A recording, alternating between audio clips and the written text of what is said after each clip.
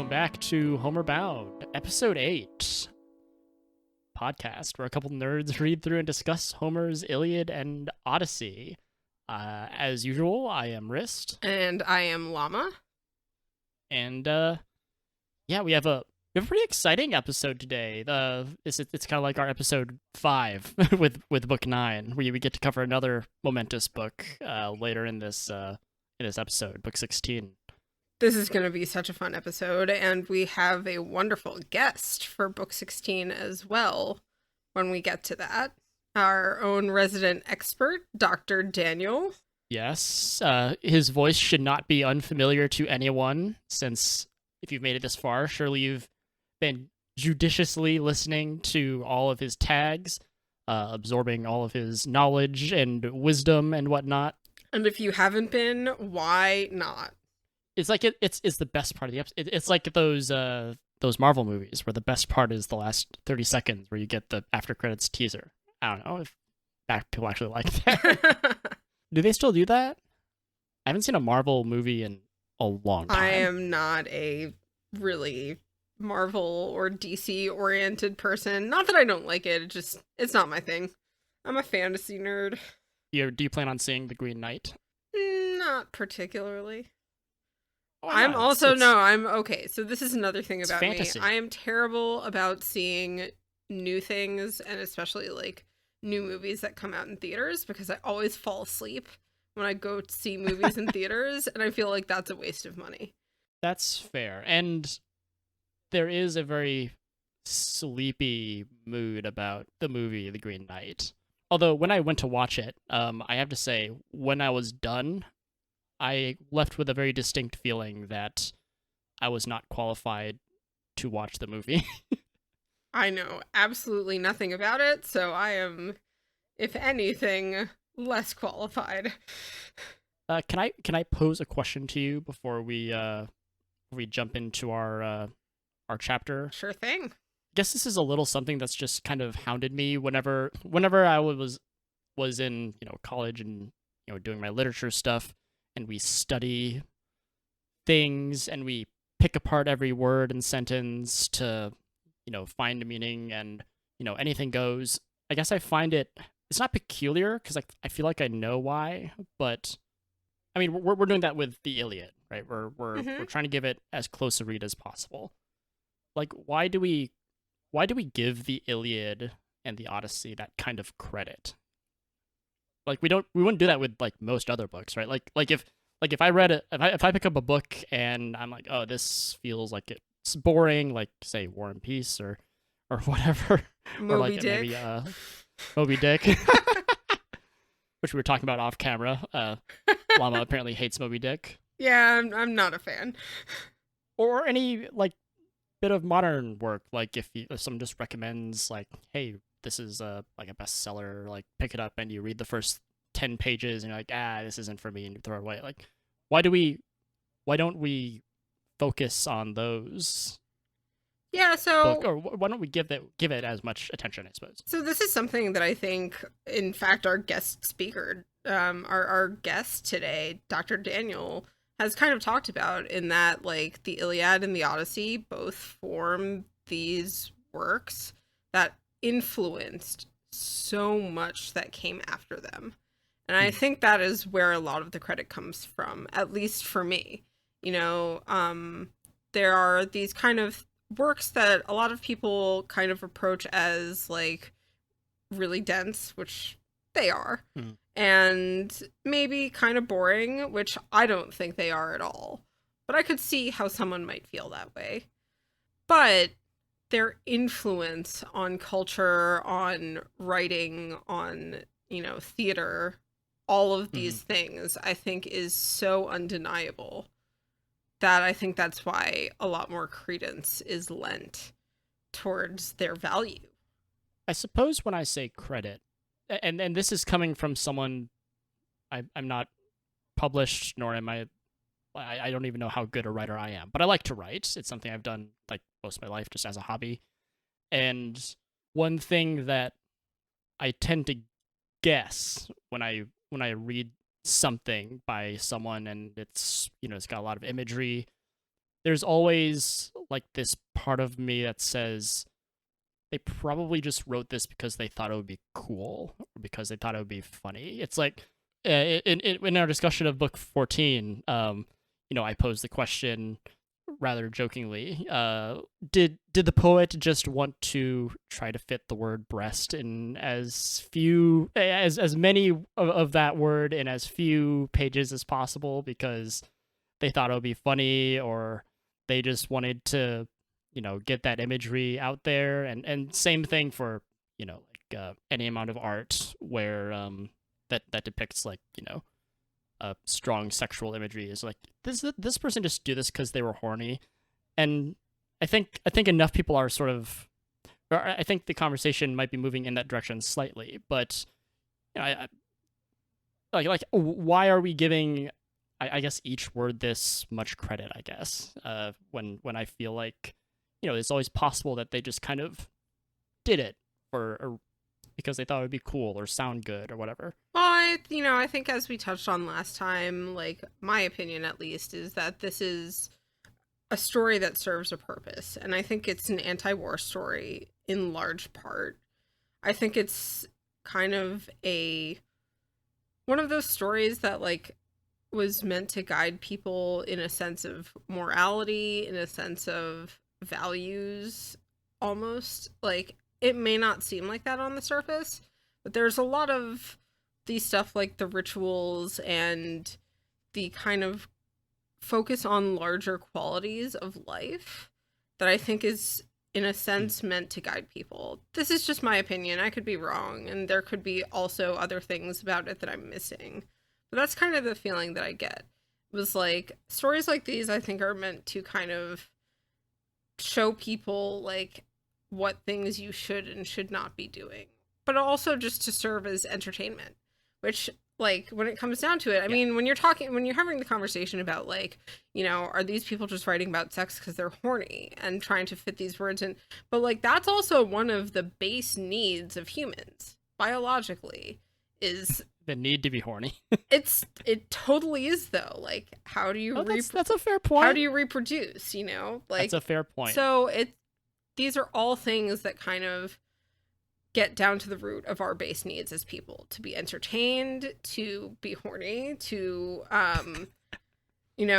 have things that guide us in the right direction and form societies that ideally work, etc., etc. Like, it doesn't always work out that way, but those are kind of our base needs, or, for safety, for reproduction, etc., etc., for amusement.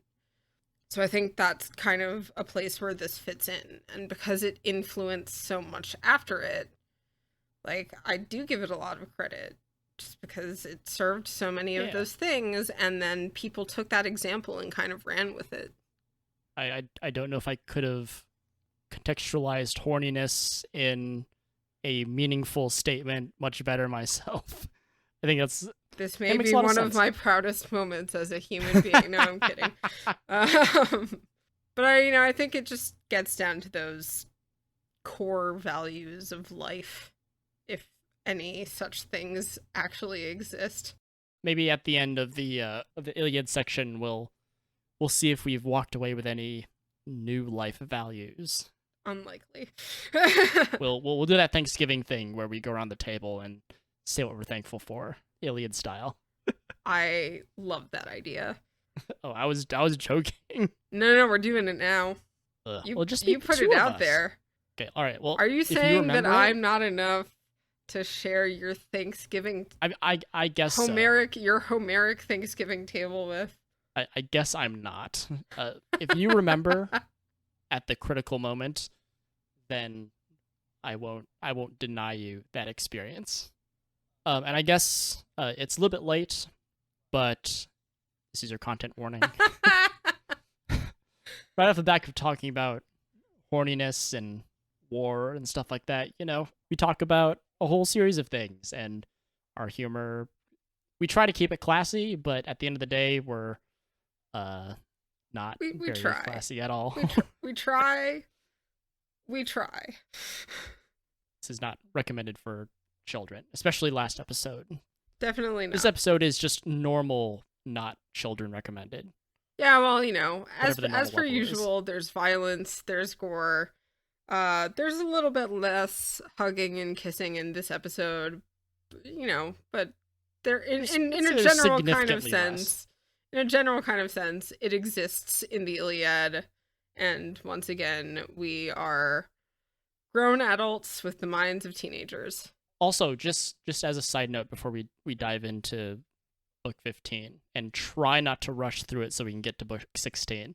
I can't I guess I haven't stopped thinking about what I guess an ugly Achilles looks like, or what like a sort of hideous repulsive sort of Achilles looks like. I mean, I've never had to entertain that thought before. It never even occurred to me that Achilles is anything other than like handsome, ultra hot dude, right?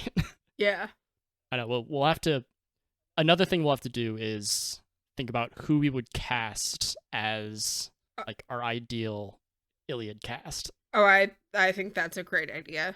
I have some people in mind. Oh god. Not like what is that supposed to mean? Just I certain feel like people in my mind.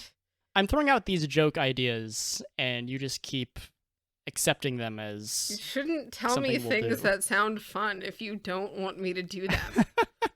Both of those things sound very fun. This is a problem of your own creation. That's true. That's true. I don't know how much we have to recap the last episode. I think we skipped the recap last episode as well, but I guess just to bring people up to speed if they like I don't know, stopped listening for a year and then came back for some goddamn reason.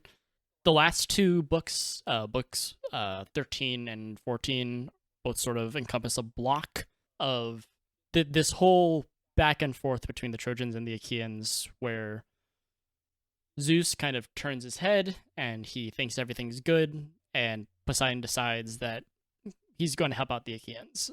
And so books 13 and 14 are the Achaeans sort of getting their momentum back, sort of pushing back the Trojans. They wound Hector. Hera distracts Zeus in a very clever, clever way, I guess. And It's with sex, in case you with missed that. Okay. Look, if you're not going to say it, I'm going to say it. We went into it plenty last time. That's all that needs to be said. Hera sexes up Absolutely. Zeus, puts him to sleep. Well, now I have to raise the content warning from like regular not for kids to definitely not for kids. So As if there was a difference. thanks. You're welcome. Well, anyway, we're in book 15 now, called entitled by Robert Fagles, the Achaean armies at bay. I guess I just have to say overall, especially having read through, everything up until this point, fresh in my head, I'm continuously impressed by how interesting these battle heavy books are. It seems like it would be very easy for it to be a sort of homogenous like violence Yeah, soup and each one or of bisque. them bisque is so delicious. Um each one of them kind of has a different feel to it, which impresses me. I mean, obviously that's, this is coming from the original source material of the Greek, but I also really love Fagel's translation. It's a really incredible translation, and I think he manages to, like, obviously I don't speak Greek, nor do I speak ancient Greek, but I would imagine that he puts a lot of life into the words. Just, I know that's something that I've kind of read before, just in comparison to some other translations. Fagles manages to make things really interesting, but also just reading it myself, like, it's a great translation. It's captivating. It's well written. I've yet to dive into any other translations, which is something I actually intend to do. But yeah, like each of these books has sort of little wartime dramas that are happening in them for each person. It keeps it fresh. It's cool. I mean, like, some of them have a much more like somber feel to them. Some of them have a much more exciting feel to them. I know, like, last episode we were talking about like how much fun Idomeneus and yeah, Meriones have. Like, they're just It's a actually rather fun book, despite all the gruesome death in it. Hmm. And books 15 and 16, for me, take more of a kind of somber feeling. Especially, obviously, book 16, which we will get to later, but even a little Yes. bit book 15. As much as I'm joking about how, I want to rush through book 15 to book 16, book 16 doesn't land as hard without book 15, because this is the book where like Zeus wakes up and he's like, "Whoa, what's going on? What's happening?" He looks down and his toys aren't where he put them last. And And he knows who did it. well, yeah, he immediately turns on Hera and he launches into this long, elaborate threat where he's gonna like slap her around or something like that. And Hera's obviously super afraid, and I don't know what. Like, okay, so Zeus wakes up in anger, and Hera's like, "Oh, it wasn't me. Yeah, It's Hera's just Poseidon." like, she is afraid, but she's also still got that cunning nature to her, and she kind of knows how to play it off as like, how could you ever think that I would do this? Obviously, it was Poseidon. And he buys it. That's the thing. I don't know if he buys it. He does that. Zeus does this thing sometimes where he gets really insincere, like when he tells Athena like, "Oh, don't worry, these are all just like empty threats. I mean only the best for you," and stuff like that. After he's gone on for like a page, yeah, I don't like his language has, I don't know, there's almost like a sort of wryness, like he doesn't buy it, but he's just going to go along with it because he doesn't he can't be bothered. He's like, okay, I'm sure that you did this, but now you're going to set it right. That's the vibe that I get. There does seem to be, I think, a little bit of a sense of incredulity, but like at the same time, Yeah. he does kind of buy it. He just, or at least he doesn't fight back against it. He's just like, all right, but this is what's gonna happen now because Yes. you moved my toys. You don't move a man's toys while he's sleeping after being seduced. Well, it also kind of goes back to I can't remember what book this was in. This is when he sent Iris to stop Hera and Athena from interfering with the war, and part of the message was, "I expect this kind of shenanigans from you, Hera. I'm not really upset, but from Athena, you're supposed to be like my obedient daughter." Yeah, How dare you? You're my golden child. Like, how could you? Yeah, but I mean, like Zeus just sort of, I don't know, he expects it, and that kind of, in a weird way, it's like healthy. It seems healthy, okay? It's healthy in a really weird, fucked up way, or Yeah, it is. like I these was two gonna are say, kind it's of like a made for each slightly other. perverse kind of like matching of puzzle pieces. They fit together. Like they were born yeah. to fuck with each other. Is the And this is why I keep coming to the like old couple bickering.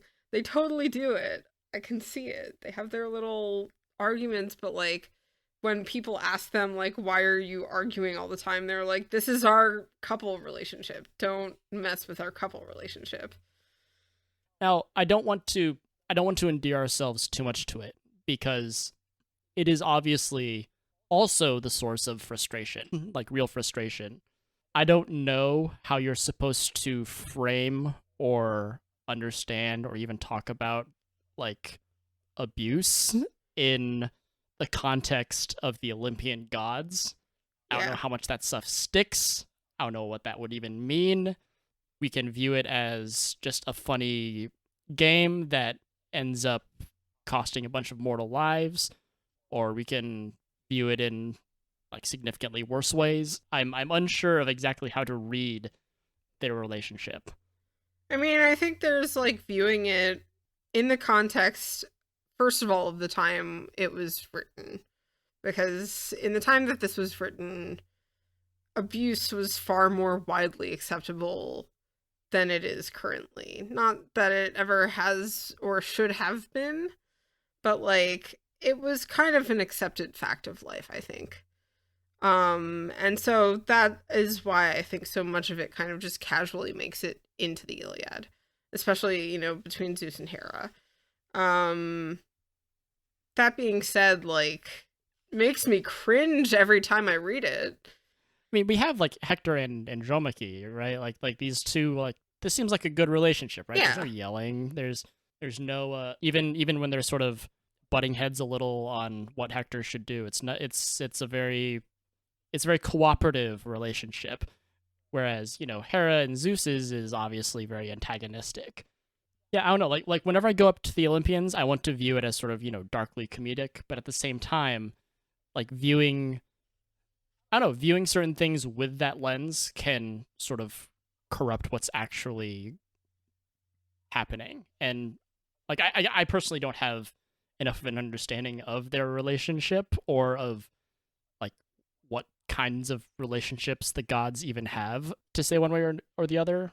Like in a way it seems like they're having fun, and in another way it seems like there is like they are flinging real actual insults at each Yeah, I other. mean, honestly, the read that I get from it is like they kind of genuinely hate each other in a lot of ways. And but there's a status quo, and then they know that there's a status quo that has to be maintained because they're the king and queen. So it's like no one can really escape it. It's like similar to like like the royal marriage of Charles and Diana. Like they didn't like each other. You knew they didn't like each other, and everyone was kind of Is this a real life thing that's happened, or yes, Prince Charles and Princess Diana, who died. okay? And So I don't keep up with no, it's with fine. It's just with the they were European generally royalty. regarded to have been like an awful couple, but they kind of had to stick together because like Ah, it was basically an arranged marriage, and the pressure of royal life is that you kind of just grin and bear it. Obviously, they ended up getting divorced and she died, which changed right. things, but that was not the custom. Like in the past, most royal marriages you just kind of stick it out because you have to. You've been smushed together by the powers that be, and you have to kind of rule and keep your kingdom relevant, which is kind of how I see this relationship. Sure. Well, as we see, sort of after this scene where Zeus commands Hera to like send him these messengers and set things right, she goes down or she goes someplace. She goes to Olympus and she hangs out with Themis and the other gods. Now, I don't know very much about Themis. I think I googled her once. I probably should have googled her before this episode. She's like the god of law or order or something like that. She hasn't appeared in the entire Iliad, and I don't think she appears ever again. I don't know. I don't know what the significance of her presence in the midst of Hera is, or vice versa. What we can take away is that like we're talking about royalty, sort of you know being married and together for the sake of appearances, but like for whose sake exactly? Like everyone in this hall knows what's up. And it's not like they're keeping any secrets either. Like Hera and Zeus actively, loudly, publicly argue like constantly. We saw it in book 1, most notably, where Hephaestus had to tell his mother to stop goading Zeus further. Yeah, I mean it's kind of like that like friend couple that you have that's around like fighting in front of everyone all the time and everyone's just like uncomfortable. And but you don't really say anything about it. But Mm. you all like talk to each other about it. You're like, should they break up? Should they break up? I mean, I don't even know where they'd go. I don't know. It's I don't think anyone I don't knows where understand the they'd go, gods. but like the gods are supposed to kind of be like inscrutable and, not completely knowable, aren't they? In a way, but I mean, as we've also discussed, there is like a very intense physicality to the gods, like a real actual presence that is scrutable. Yeah, that's true. There's also a but before we move on from the gods, because I think this just takes up kind of the first third of this book.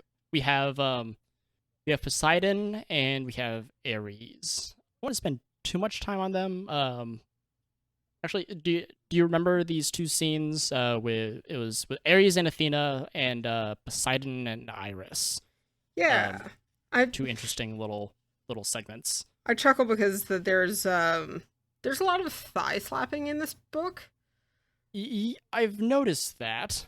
Like, it's specifically mentioned several times in this book, and I kind of cracked up every time because it's just a funny image. This is also one of the, we've talked about this before. This is one of the few times that Ares actually talks. Like, he does not tend to talk a lot, but in this book, he talks. Yes, he learns that his son has died. What was his name? Antimachus? Something like that? Ascalaphus. That's the one. I think we saw him die in a couple books ago. And he's immediately like, I've got to get vengeance. And he calls apparently Rout and Terror are his henchmen, which is kind of cool. It's super cool. But then Athena basically slaps him around and takes his stuff and literally sits him back down on his high chair or whatever and is like, no, how dare you? Like, if you go down and defy Zeus, he'll come down and just beat us all up. And that's the takeaway.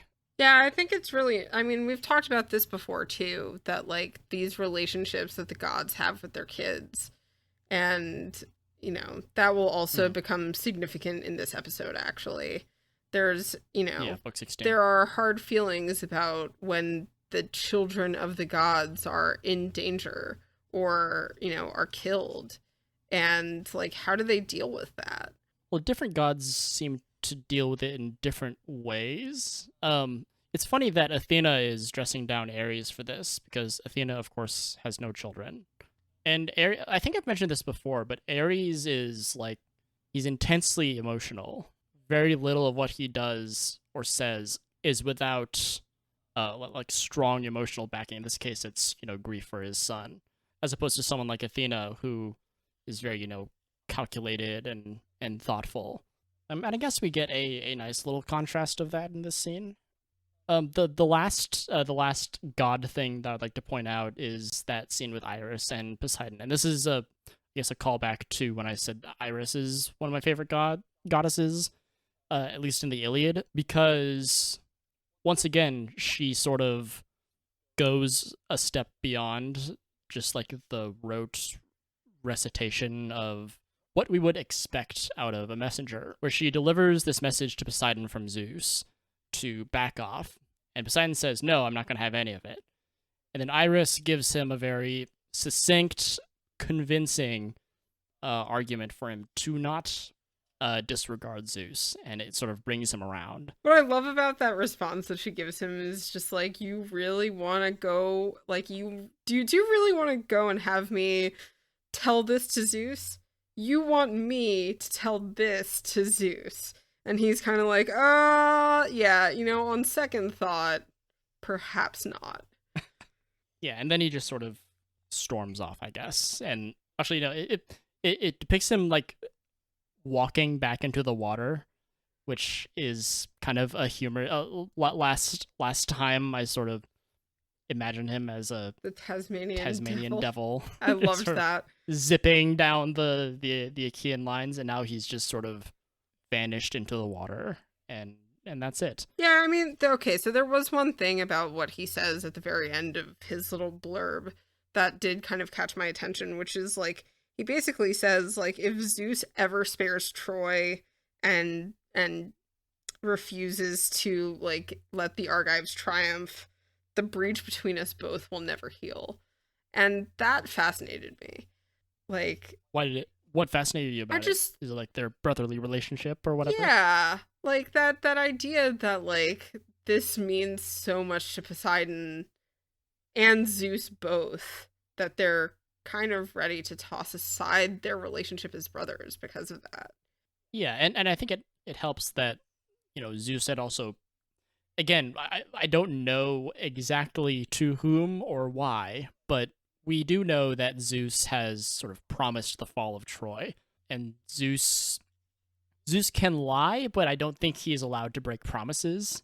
So it's one of those things where, like, as long as he doesn't say "I promise," or as long as he doesn't like bow his head, like he's good. There was one really interesting part actually that Zeus said that got me thinking. This is earlier in the book when he's sort of going over his plans for what's happening, and he goes in much greater detail to Hera. Let me see if I can. He spells. I have it actually. Oh, you've got it. Yeah, he's let him whip back the Achaeans and roll them back once more, tumbling back on the oar-swept ships of Peleus' son Achilles. He will launch his comrade Patroclus into action, and glorious Hector will cut him down with a spear in front of Troy. Once Patroclus has slaughtered whole battalions of strong, young fighting men, and among them all my shining son Sarpedon. But enraged for Patroclus, brilliant Achilles will bring Prince Hector down. And from that day on, I'll turn the tide of war. It's that last part, actually, a slight part afterward that got me very interested, because one of the things that has kind of been up in the air for me as to like what would have been is how the Achaeans would have fared without Achilles. Because as Diomedes did say, they did sail there with God. They had the promise, and so with Zeus sort of declaring, I'll the tide of battle will never stop turning after this day, and then later says, nor will I permit any immortal god to save the Argive forces, not until Achilles' prayer has been fulfilled. What this says to me is that Achilles' prayer was like an actual monkey wrench in the original plan. The original plan was that they would go to Troy and they would win at the designated time. So when we go back to like even the original, like the proem, like the very start of the story, when it says like Achilles' rage that cost the Achaeans countless losses, everything that doesn't involve them like winning is accounted for under that prayer for Achilles. So like the proem is like directly pointing to this prayer, and we can say like pretty confidently that all of these losses are in some ways on Achilles' hands. I don't know. It just helped me conceptualize it a little bit more concretely reading that passage. Yeah, I think that's a really interesting observation, that there was this like original timeline, and that Thetis's grasping of the knee is an Achilles' prayer to really just fuck the Achaeans up has changed the course of this conflict so much, at least in the eyes of Zeus, who assented to it. Also in the eyes of others, yeah, because like the other gods get really upset. At least the gods who were keen on seeing Troy Hera, fall. Athena, all of the buddies, whoever else beside maybe. But yeah, and that might help, or it helps me contextualize why they might also be upset, because this seems to be like a violation of their promise, of a promise of a course of action, where the Achaeans winning also like packaged with that also involves them like not taking all these losses. Yeah. But now even if they win, they're still going to take all these losses now, and so it's like the letter of the original promise is still intact, but the spirit might be wavering just a bit. Yep. That's just a theory, though. No, I like it. I like that a lot. One thing that I want to... so, if you remember, Hector, face down in the water, he's chilling. He just got whacked by a boulder. He's chilling. He's chilling. He's had a hard time. Just sitting there vomiting blood. Well, he vomits blood again in this. He does, yeah. There's a lot of consequences to the giant boulder that he took to the chest. As it would be. And Apollo, he comes down and he, drives fighting spirit into him, and he gets back up and he's ready to go again. And the rest of the book is basically dedicated to this. It's a little bit of a back and forth between Hector and Ajax, where Ajax is kind of the only guy who's standing in between Hector and bringing fire to the ships. They also have like verbal spouts or verbal bouts where Hector's like is giving these rousing speeches to his men, and then Ajax gives a rousing speech to his men, and then Hector gives more rousing speeches, and Ajax does the same. Like, who can possibly give the most rousing speech to their men? It's a competition. I think it's one thing that's super cool that I'll just point out really quick is that Ajax, I think this was maybe in episode 1 or 2, but I was a little bit wrong. I said something like Ajax has a spear that's 22 forearms long. He doesn't. This is the part where he gets like, it's like a trident or something that's 22 forearms long or something like that. He uses that to defend the ship. Which I is thought that was cool. absolutely insane. I'm trying to think of the best image for this.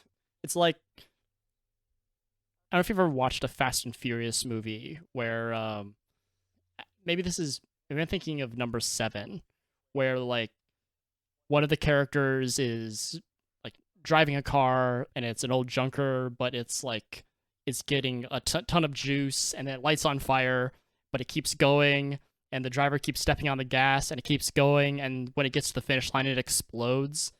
That's kind of how I feel about Hector, because if we track Hector, he's been through a lot. He's been he's always hulking out. He's always, his eyes are always blazing. He's always, just killing and going.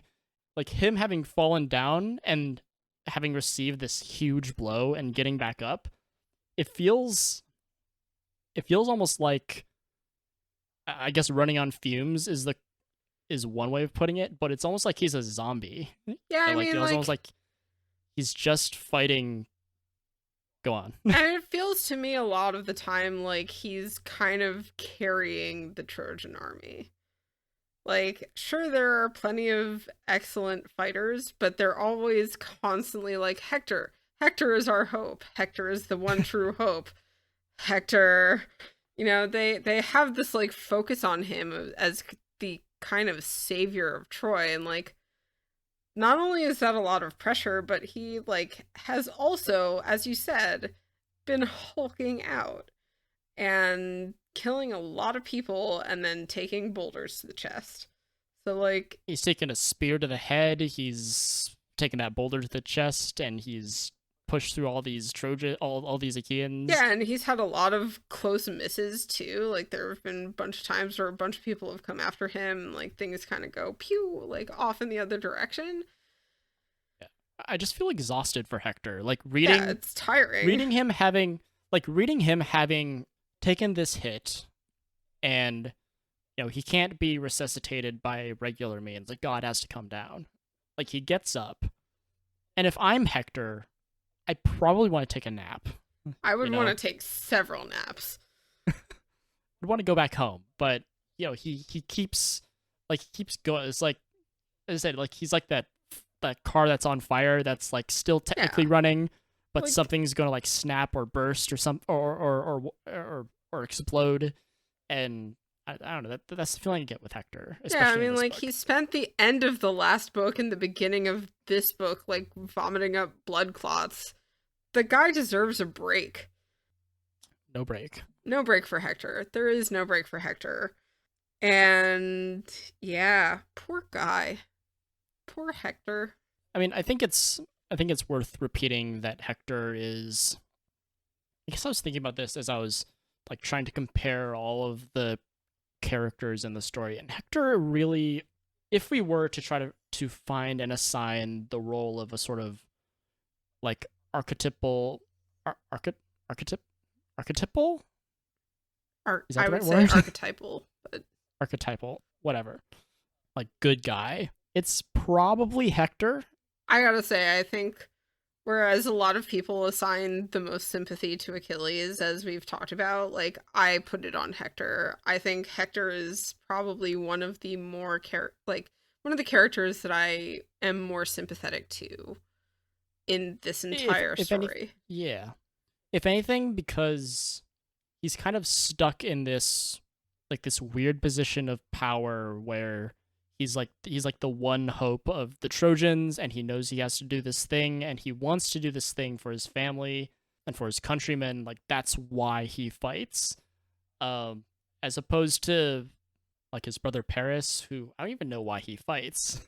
He just fights because he has to, or that's just what you do, and everyone else is here for like glory or plunder or what have you. Yeah, I always feel bad for Hector because, like, really, he has ended up in the place that he's in and will die kind of from no fault of his own. His brother starts. Yeah, this isn't his fault. His brother, as kind of a proxy of the gods, starts this whole thing, and he has no choice, being the oldest son, the kind of crown prince, and the greatest warrior of Troy. He has to go out there, and he also can't retreat. He's in a no-win situation, and it's basically through no fault of his own, and it ends with him dying. He lacks a lot of agency in this whole thing. I don't want to compare their situations too much, but Hector is like a little bit like Helen in this regard, where this is just sort of, it feels like this is all happening to him, and there's not really much else that he can do about it. He has a more active role than Helen. I agree with that completely. Which is, I guess, is kind of what makes his death kind of tragic. Spoilers: he dies in book 22. Oh yeah, I think that's all we need to talk about, right? Hector, he wakes up. He has a shouting match with Ajax, and they make it into the ships, and they set fire to one of the ships. There's a bunch of other stuff that happens, like Teucer's bow snaps. That's fun. Yeah, isn't that because of Apollo? Zeus. It's actually Zeus a really himself, cool part. Yeah. It's a cool part because Teucer's lined up a shot, but the poet says something along the lines of he's not even he is faster than the lightning mind of Zeus. Like that Zeus is quick, and he has his eye on everything, and he sees it, and he snaps his bow before he can launch an arrow at Hector. Another archer is screwed by the gods. The gods like fucking with the archers, like a lot. Well, they have a lot of power. They have a lot That's of... true. A good archer can make a huge difference in a battle. So. Anyway, now that we're done with book 15, we can get to book 16. Woo! I don't know if anyone could tell that, I just really want to get to book 16, but that's where I want to go. I also very, very badly want to get to book 16. There's plenty going on in book 15, of course, is a worthwhile read. The biggest takeaway from book 15 is that, Zeus, he basically reverses all the work that Poseidon does. He's like, no. Hector's gonna keep going. He's gonna keep killing until Patroclus ultimately falls to him. Yeah, and the one thing that I would like to glance over super briefly is, in the midst of all of this going on, Patroclus is watching this and sees what's going on. Once again, there's thigh slapping. He slaps his thighs and says, I have to go down to Achilles and spur him into action. And you can kind of tell that this is the point where his mind is kind of set that he has to get involved. And no matter whether it's he himself or making sure that Achilles enters the fray. And this is ultimately what comes into play in the next book, in book 16. Patroclus fights and dies. I wonder what happens. So let's take our break. We will be back shortly. We'll be back. Absolutely.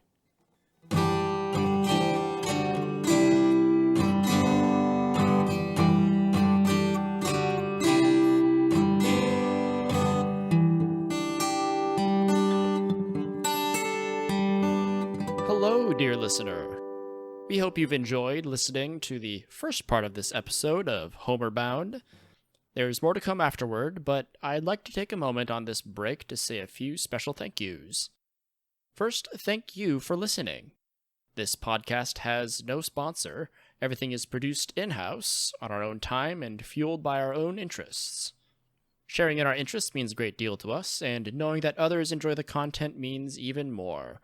Please follow us on our Twitter at Homer_bound for new episodes, or just keep an eye on the podcast page, wherever you happen to be listening. I'd like to give another special thank you to my friend Llama for hosting the show with me. And I'd like to thank the composer and performer of the music you've been hearing during the transitions, who has said he'd like to be known simply as Llama's father.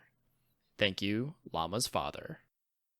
I'd also like to thank Bubbo for her contributions to the audio, Webs2D for some original art, and Total Love for additional art and graphic design. And Ghosty also for additional graphic design. Another special thank you to our numerous guests for lending us their time and expertise. And a last but not least thank you to Dr. Daniel, who anchors every one of our episodes with his insights on our discussions.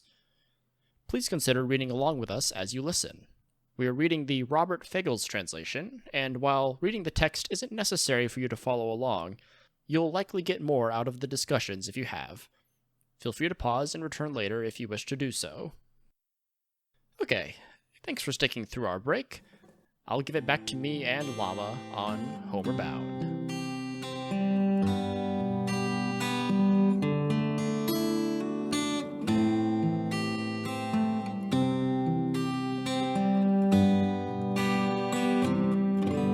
And welcome back to Homeward Bound, Episode 8. I have just recently stretched my water and refilled my legs, and hopefully Llama has done the same. I have refreshed my tea, and what else we have done is bring our lovely guest on with us. Yes, we have dragged on our enigmatic and illustrious resident expert, Dr. Daniel. How are you? I'm good. I don't know that I've ever been called enigmatic and illustrious before, but I'm glad to take those adjectives for sure. There's a first time for everything. I just chose them. There's no purpose behind them. I don't know. Maybe you're illustrious. You don't seem enigmatic to me. You're certainly illustrious to us. Aw, you flatter me. Hello, I'm very glad to be here. This was actually kind of a not necessarily last minute, but I'd scheduled guests for pretty much everything ahead of time, fairly sporadically. But I was thinking, book 16. We know from one of your tags that this is one of, at least I can guess appropriately that this is one of your favorite books, if not your favorite book of the Iliad. It certainly is, and it's favorite, but also my least favorite for reasons that I'm sure we'll get into. But I think it's just sort of the pinnacle of the Iliad for me. So yeah, I'm very glad to be here to be talking about book 16 for sure. One thing that I don't think we've, and Llama, you can correct me if I'm wrong, but one thing I don't think we've really dove into is how exactly do we characterize the relationship between Patroclus and Achilles?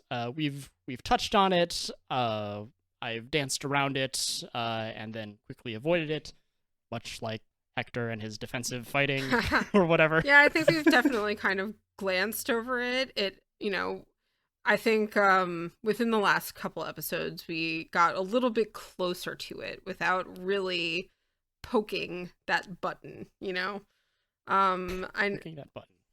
Look, don't start with... it's a good saying. It's a popular saying. Everyone says that. I've heard that before. Okay. Yeah. But yeah, we've kind of gotten close to it without really going there. But now we have you here, which makes hello. The perfect time. Absolutely.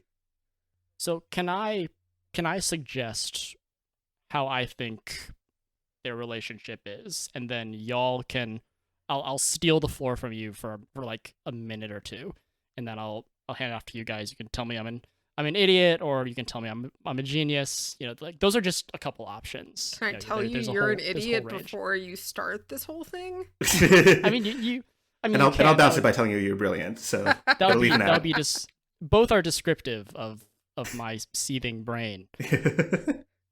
Sure, go for it. So obviously we don't have in the Iliad. I don't know if we have any extra textual stuff, but in the Iliad specifically, we don't have a ton of direct information on, or rather explicit information on what Patroclus and Achilles are exactly to each other. As best as I can tell, we have a really good idea of what their relationship is in terms of their history or their positions in the Myrmidons. Patroclus is his man at arms. as best as I can tell, and they're also obviously close. And as has been the topic of, I think, pretty, I guess, public discussion, especially with the advent of books like, rather specifically, a book like The Song of Achilles, their sexual relationship is, very front and center. And while I'm not qualified to say one way or the other, because obviously there's a lot that goes into figuring out that sort of stuff. Obviously, there's a lot of affection, at least from Achilles to Patroclus, and a bit from Patroclus to Achilles.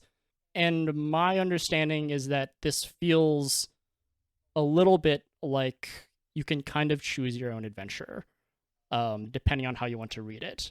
I think that it's more interesting if Patroclus and Achilles are lovers. I think it makes it more interesting. The reason why I think it makes it more interesting is because I get the sense that Patroclus is unhappy with Achilles. Or rather, I think there's very good reason for him to, how would I describe this? It's like, imagine if you have a friend who you've known for a long time, and suddenly they do something that changes the way you see them. And you still kind of, like, that love that you had for them remains, but you realize that you have to start distancing yourself emotionally from them if you want to be safe. That's the feeling that I get with Patroclus and Achilles. Even though I don't know if Patroclus knows that Achilles has sort of actively inserted himself into the positive or negative outcome for the Achaeans, and that he's sort of more directly responsible for all these deaths than it might seem, than his just passively not fighting. If he did know that, it might make it even worse. But yeah, I guess that's my takeaway from their relationship. And that's why I think them being lovers, it makes it more interesting, because Patroclus, that doesn't get resolved between them. Patroclus kind of goes out with that in his heart. And so, very much so, I think we have a situation where Achilles loves Patroclus much more than Patroclus loves Achilles at this time. That is how I sort of put this all together. And now I'll give the floor to you guys. That's a really interesting angle, the friend who's done something really bad angle. The direction I thought you were going to go with that was, so the friend has done something really bad, and then you have to sort of renegotiate the way that you feel about that person if you want to remain in that relationship with them, right? Whether we're talking about friends or romantic relationships or anything like that. There's a lot of really good stuff in what you said, but I'm curious, Llama, what do you think about the Patroclus-Achilles relationship, especially as you see it happening here in Book 16? Yeah, I think I take a fairly similar view to Wriste. I'm not sure that I see the evidence as strong, but I think that it is clear to me that they care for each other beyond even a brotherly sense, but just at a far deeper and more base level of, like, almost kind of soulmates. That is the gut feeling that I get. And I agree a lot about it kind of making it more interesting because of that reevaluation of the relationship and the way that it is left unresolved, because Patroclus just goes out and dies before Achilles can really reconcile that, or before Patroclus can really reconcile that. Yeah, for sure. I mean, all indications point to Achilles and Patroclus here in the Iliad having a very, very deep relationship emotionally. They're connected, and as you said, Lama, like, it goes beyond brotherhood. It's sort of this sort of pure connection that they have, where each one knows the other one so intimately well, so powerfully that nobody can come in between that relationship. Whether that extends to a sexual relationship or a romantic relationship, I think within the Iliad itself, there's not necessarily any textual evidence of it, but the whispers and the innuendos and the suggestions of it throughout the Iliad, not just in Book 16, are pretty powerful, to the point that even the ancient Greeks, coming a few centuries after the Iliad, created basically their own fan fictions and things like based on this relationship between Patroclus and Achilles. So one example in the Iliad, I know this is getting a little bit ahead of the game, but in Book 23, when Achilles is basically, he's killed Hector. Spoiler alert, sorry. And he is. We've already spoiled that early in the episode. Spoiled a lot of things. All right, great. Okay, great. And Achilles is basically sitting by the corpse of Patroclus because he can't let Patroclus go.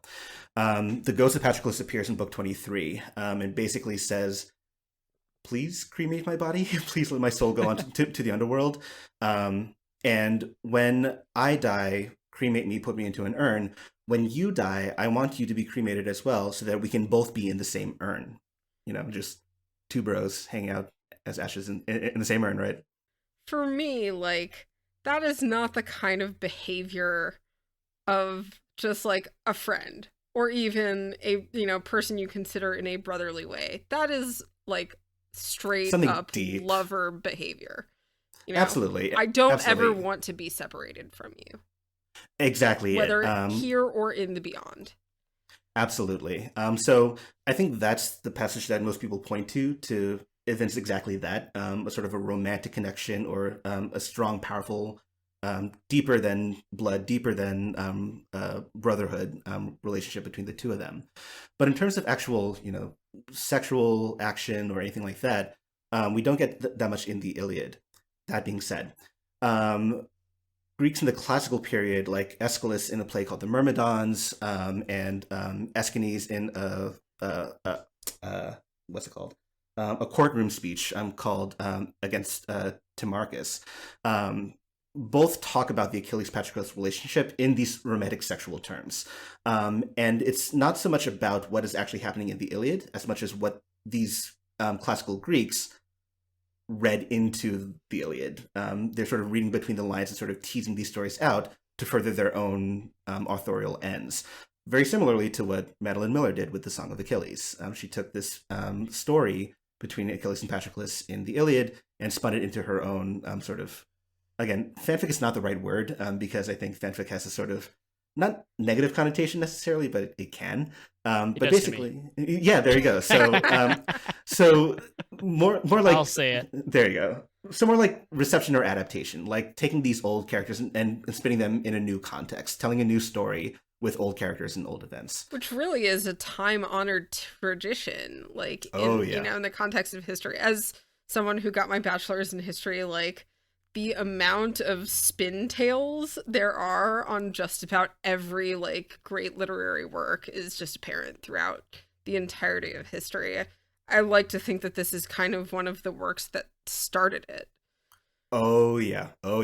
Because what I like to say to my classics classes is that basically Homer's Iliad and Homer's Odyssey formed the foundation of all Greek literature to come after it, and not just Greek literature, but also a lot of Roman literature after it, and then other cultures as well beyond that. One of the folks that we meet here, for example, in the Iliad, Aeneas, who is one of the Trojan warriors, basically gets his own spin-off by Virgil on the Roman side of things in an epic called the Aeneid, right? So it's not just Madeline Miller doing this or modern novel writers. It's happening in the ancient context itself too, because it's not just about telling a story and letting it lie. It's about how can you make the story better? How can you put a twist on it? How can you make it palatable to a new audience in a new context? So I think there's a lot of that going on, and Homer provides a lot of the foundation for that, for sure. Although if I remember, Virgil was commissioned by Caesar, right? Not exactly. The question of the authorship of the Iliad is sort of a thorny one, but whether or not he was actually commissioned, what the Aeneid actually did was it's sort of a nationalistic epic that explains how Rome came to be what it is, starting with the story of Aeneas fleeing from Troy when Troy fell. So whether or not he was actually commissioned by Augustus at the time, it ended up forming the ideological, propagandistic, I guess, image that Augustus wanted to put out. So I think that's how that association got forged. But the Aeneid is doing its own thing in terms of epic, in terms of telling this sort of big, grand war story. It's just sort of plugging this one character out of the Iliad and putting him into a new context. Which I've yet to read, and maybe never will. Who knows? It's a lot of fun. And it's only 12 books as opposed to 24. So Oh, in my head, I thought it was 24 books, just like the others. Everything is So 24 books. everything's 24. Well, what's really cool about it, sorry to get a little bit off topic here, but I love the Oh, Aeneid it's too. good. The Aeneid is 12 books, but it's basically and it's a telling of what happens to Aeneas after the Trojan War. But basically what it does is it looks back to the Iliad and the Odyssey and flips it around. Books 1 through 6 of the Aeneid are about the travels of Aeneas, sort of like the Odyssey. And then books 7 through 12 are about the war that gets fought in Italy when Aeneas lands, sort of like the Iliad. So Virgil doing some really cool numeric stuff with that too. So books 1 through 6 condensing a travel story like the Odyssey, and then 7 through 12 condensing the Iliad. It's pretty cool. Super cool.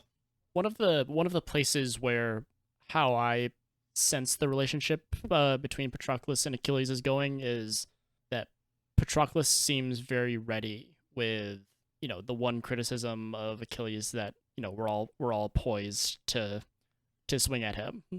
Book 11, he's like basically the first thing he says to Nestor is, "Man, Achilles is the worst, isn't he? He's impossible." And he has an interesting little passage where he says as much directly to Achilles in book 16. And while I guess I'm quite ready to believe that they are quite close, they also seem to be opposites, but not in like an opposites attract sort of way. In like these are two diametrically opposed sorts of people. Like Achilles is, I think, both like in and out of his fits of rage, sort of incapable of connecting with other people, or recognizing that other people are suffering. Like he's very selfish. He's very self-centered. You could even read like the way that he treats Patroclus's body, again, like sort of moving forward, the way that he treats Patroclus's body, keeping it around until he kills Hector, as like a little selfish as well, where Patroclus shows him like, "Hey, I'm a shade still, burn my body," and Patroclus is like the opposite of that. We see all of these instances where Patroclus is just like helping people, like he helps Eurypylus, and when he sees that the ships are on fire, he's like, "Oh, I've got to go. I've got to go get help," and he does, and that's Right, absolutely. And I think that in a lot of ways, the Iliad is the story of Achilles being unable to see past his own nose, wherein it's all about himself. It's all about how Agamemnon dishonored him. He holds such a grudge that he's not willing to let that go until it hits him personally. When he loses somebody very dear to him, like Patroclus, that's when he comes back into the story in book 18. But Achilles definitely doesn't come off very nicely in this relationship with Patroclus here. I mean, beginning of book 16, the first thing that he says to Patroclus when Patroclus comes running up, crying because Patroclus is so empathetic and he feels so bad that their countrymen, that the Achaeans are dying. He comes running up and Achilles says, why are you in tears, Patroclus, you little baby girl who's like running up and tugging at her mommy's robe, right? Like, that's not the kind of thing you say to somebody that you care about. You're not supposed to mock somebody you care about when they're crying. And even worse, I guess I read it more as like, I guess, in friendly incredulity, like, "Hey, why are you crying?"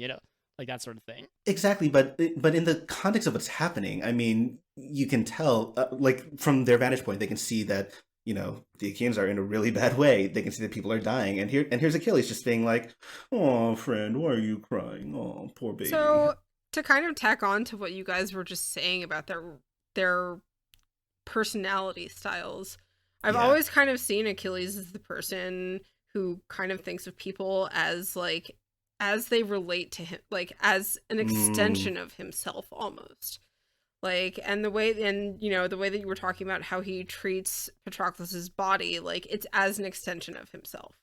And in the same way, this empathetic nature of Patroclus is kind of the opposite, in that he sees himself as kind of attached to everyone outside of him, and kind of acts upon those feelings of attachment to other humans in a way that Achilles, I don't think, will ever understand.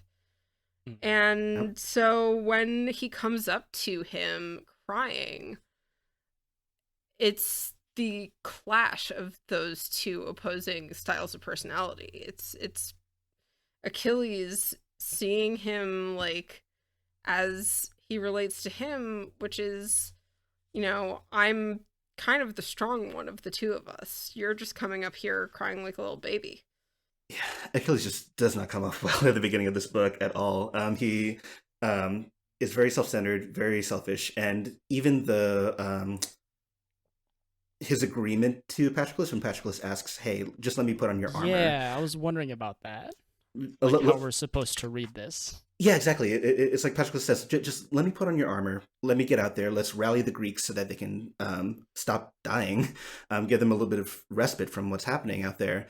And Achilles basically says, you know what, I'm really pissed off, but you know what, you do what you want to do. Go ahead. I'll have no part in it other than helping you arm and saying a prayer for you to Zeus. Well, one thing that stood out to me about that is that he does say what basically amounts to, it's exhausting being this mad all the time. But then he, and again, like in earlier episodes, we've talked about how, Achilles, Agamemnon gets a bad rep, but Achilles wants the exact same thing. And this is where he's trying to save face. He's saying like, but damn it, I said I wouldn't do anything until the fires reached my ships. So I can't go out because, and of course, I guess a bit of funny, tragic irony or whatever is that Odysseus reported not that. He reported that Achilles was going to. So he doesn't even have a promise to. He doesn't even have this won't even save his face if he decides to go out. This is just him, and yeah, that's his reason, I guess. Yeah, for sure, and but even despite that, he never forgets what the name of the game is for him, which is his own personal glory and honor. Yes. When he tells Patroclus what he needs to do, which is basically go out there, repel the Trojans from the ships, and then come back. Don't push your luck. Don't try to go to Troy. Don't try to fight Hector. Don't do any of that. Just come back here. For fear that some god might stand in your way and harm you, or for fear that your glory might be greater than mine. It's about me. Don't forget about that. He says specifically, not without me, you will only make my glory that much less. You must not lost in the flush and fire of triumphs, et cetera, et cetera. But like, yeah, this is about me, buddy. Is he just saying that? Is he just saying that to like make it see? Like, is there an angle where he's just saying this to be like, I'm not a baby, like I don't care about you, but that's perfectly come possible. back for like this other reason, right. of how Diomedes shrugs the reason for him running from Ares onto some other thing. Oh, for sure, yeah, it could definitely be a face-saving maneuver for sure. But I love Achilles, but I hate Achilles, so I'm sort of inclined. I'm sort of inclined to give him the benefit of the doubt and also take it away as quickly as I can as well. And that's the thing, too, that I love about this passage is that there are so many different ways to read it and so many different ways to understand this relationship that are equally as valid, depending on what argument you're trying to push. So I think both options are correct. He's trying to save face, and he's also very self-centered. He's also very, very... Yeah, I think I read it as more self-centered here. I mean, yeah. I think he's actually pretty, for me at least, he's pretty genuine when he's saying... And especially, I mean, this could also be a translation thing, but those words are italicized, not without me. Not, you will only make my glory that much less. Like, he cares about this. He's emphasizing, that he's in it for him. And I think in a way, and this could be me completely projecting, but I think in a way he also kind of sees it because of this way that he sees Patroclus almost as an extension of himself. Like, he sees it as Patroclus's glory too, but it has to be done on behalf of him. Ultimately. Here's where that reading gets a little weird for me. So Achilles has resolved, if not to others, then at least to his heart, that he's not going to fight unless the fire reaches his ships. Sending out Patroclus will prevent, ideally, that fire from reaching their ships, and he's not going to fight, right? Like, this is so in a way, him allowing Patroclus to go out in this way pushes back the day where he will fight. So perhaps on his mind still is this, his day of doom, right? Like, Okay, as long as I don't go and fight. So there is also that, even though he says to Patroclus, in a speech that sort of echoes Diomedes' little speech in Book 9, where he says, me and Sthenelus will take the whole, we'll fight all the Trojan army. Achilles says something similar, although with slightly less concern for his friends. We're like, oh, they can all die. We'll just take it ourselves. Right. Yeah. Because at the end of his speech, Achilles says something to the effect of, here in book 16, he says something to the effect of like, I wish everyone else would just basically go away so that the two of us alone can conquer Troy ourselves. Yeah, right? I love the line at the end of it, and I actually have it in front of me. He says, "But we could stride from the slaughter, so we could bring Troy's hallowed crown of towers toppling down around us, you and I alone." And this is kind of where I get that feeling of like he's an extension of you. You are thinking of this you have this picture in your mind of this glorious day when you and Patroclus will be standing together around, with the toppled walls of Troy standing around you in this field of victory. Right. And right. it's a vision that you kind of know isn't going to come true because you're going to die young. You know that, your doom is sealed, essentially, by entering the fray in this conflict, which you're going to do because you've said that you'll do it as soon as the fire reaches your ships. So, like... Right. And the worst part is that this is not an image that I think Patroclus is terribly interested in.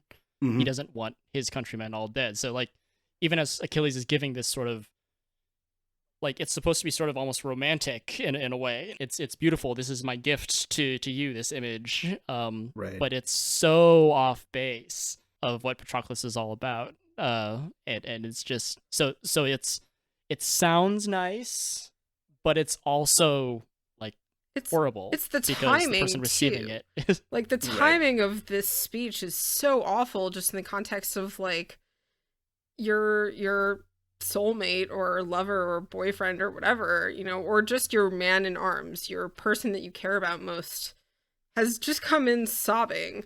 You've called him a weak little girl for sobbing, and then gone into this spiel about like how you don't give a shit what anyone else says or does, that your ultimate image is the two of you standing alone on the festering ruins of Troy.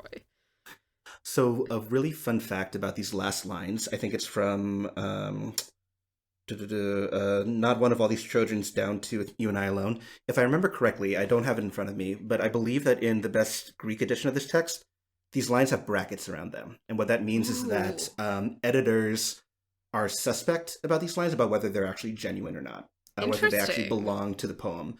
And I think it's for a few different reasons. I think the exact points that you're making about the tone of this, about how it's very romantic and it's about you and I and all of that, doesn't seem to jive as well with the rest of the speech. So I think some editors are a little bit suspect of that. But the points that you're bringing out about Achilles' vision of him and Patroclus and everything else that's happening, I think makes a really strong argument to keep them in, because I think it contributes to Achilles' characterization here, either in good or bad ways. He's aiming for glory for himself and for this guy that he loves, or he's just so self-centered that he cannot understand doing things if it's not in your own personal best interest. Have either of you watched Community? I love that show. I have not, though. Okay. There's an episode where like the entire group of our main characters, there's a lot of chaos. They're out of school and they're working with this guy who's new to the group. And long story short, they drop these flaming papers into this wastebasket, but there's a turtle in it. And the guy has to he's like, oh no, there's a turtle in it. And like he's finally fed up with them, and he's like clutching the turtle, and he's like, your love is weird and evil. I love that episode. It's a great episode. So off of that, I guess since we're talking about how Achilles sort of envisions his love toward Patroclus, how do we characterize, or are we supposed to understand Achilles' love what are we supposed to understand it as? This is a guy who is seemingly almost incapable of, as you said, seeing past his own nose. How does someone like that? Can we even really call it love? I guess. Like what is the how are we supposed to understand this? Patroclus seems to be the one exception to that, right? I mean, in this interaction in particular, yeah, Achilles is an asshole. But in terms of the context of the rest of the poem, for example, the fact that Patroclus is sitting right there next to him when they meet him in Book 9 for the embassy, the fact that Patroclus is his right hand man at all of the points, and then all the profuse grief that we see after Achilles learns that Patroclus dies in Book 18. I just think that Patroclus is the one exception to Achilles' self-centeredness. Patroclus is the one person who can speak the truth to Achilles and sort of get through to him, even if he doesn't necessarily always take that advice or run with it in the way that he pointed out that he's trying to save face for what he promised or things like that. I just think that Patroclus is the one exception to the rule. We don't see interactions between Achilles and Idomeneus. We don't see interactions between him and Odysseus in the same way, resulting in the same kinds of affection or the same kinds of things. And a more charitable view of the joke at the beginning of Book 16, where like, oh, why are you crying, little girl? It is exactly as you said, Wriste. Like maybe it's just sort of like cajoling a friend. Like I can't imagine him saying that in jest to somebody like Agamemnon or Menelaus, right? Yeah. So I think there's some ways to read between the lines of these interactions to see that Achilles is very selfish, but Patroclus is sort of the one exception. He's Achilles' one allowance into seeing beyond his own nose. I think that's just my own personal take, though. Yeah, I guess in my mind, what Achilles has for Patroclus is love adjacent. Sure. It's not exactly what we would think of when we think of like a healthy or love from a healthy person. Yeah, and I think the other thing to keep in mind too is that when we're talking about concepts like love, relationships, sex, anything like that, these are all social constructions that we have a definition for in the modern day that might have been different in the ancient context as well. So, for example, just a quick example, marriage. Marriage in the modern day, two people love each other, get hitched, and yay, awesome. Marriage in the ancient context was a lot more patriarchal. It was more about literally possessing a woman as a thing that comes with a large dowry to add to your pot. And the idea of love in marriage is something that was a happy accident rather than the goal of that relationship, right? So I think that when we're talking about the emotional connection between Patroclus and Achilles, whether or not we can call it love by our modern standards is one question. Whether or not we can call it love and affection by ancient standards is another one. One that I don't have the answer to necessarily, and I don't think anyone really does. Sure. But I think just keeping that cultural contingency in mind is helpful to think through these ideas. Yeah, no, that's kind of been hounding me because like I wouldn't suspect that they have like oh, I want to settle down with you kind of love. Like it would be a different kind of love, right? Exactly. Whatever that looks like between and even warriors, friends, or what have you. However that looks like in terms of sexuality and all that stuff. And even when we see the word love in this translation, it could be very well translating the Greek accurately. There are verbs like phileo and other verbs like that that literally mean to love one another, to love somebody. But we see Achilles use that verb with people like Briseis, right? The woman that I loved is the one that Agamemnon took away. And whether or not Achilles actually loved, you can't see me right now, but I'm doing my air quotes. Whether or not Achilles, I can confirm there are finger quotes. Yeah, there they are. Whether or not Achilles actually loved Briseis, in our modern sense of like one person has affection for another versus love to possess her, love to say that he was her master. Like there are lots of different ways that we can judge the definition of some of these terms that we might take for granted. Those are the things to keep in mind too, for sure. I guess on the note of affection, if you want, we can jump to sort of the B story of book 16, which is, and as we've been sort of tracking Sarpedon, that's the guy we're talking about. I think both you and I, Llama, we commented that this is sort of like, it feels like another movie is being filmed elsewhere, and Sarpedon's the main character, but we only get like hints of his scenes. But Sarpedon's death is, it's like a little arc for Zeus almost. Oh yeah. It brings a lot of things together. The gods are all like very interested in protecting their children, and Zeus is in the same boat. And yet even he, being as powerful as he is persuaded to not save his son, Sarpedon. Which I guess I always found to be an interesting scene. Zeus is not a human, but it humanized Zeus a little bit for me.